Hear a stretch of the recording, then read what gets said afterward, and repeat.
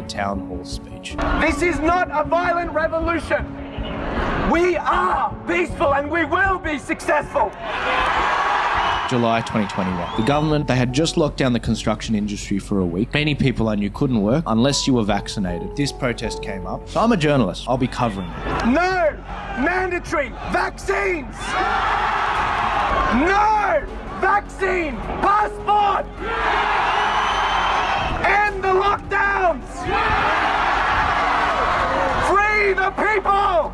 People are coming in dribs and drabs, and the police are arresting everyone. Then what happened was a lot of people arrived from the train, and that's when we started to reach critical mass.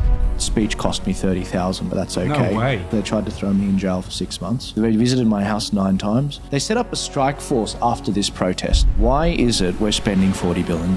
I think we need an audit. What do we say we're spending it on? We say we're spending it on closing the gap. I interviewed an Aboriginal guy because they are pissed, brother. He said that $40 billion, it's not going to Aboriginal people. It's going to white people. So let's make that clear. That's what he said to the camera. He's right. It's going to bureaucrats. It's going to lawyers. It's going to people that aren't Aboriginal and they're falsely claiming to be Aboriginal.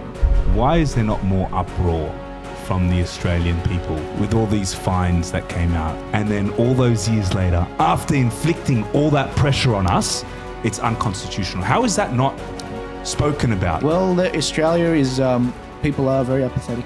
They're not born with a flag in their hand. Would you say that Australia's a nanny state?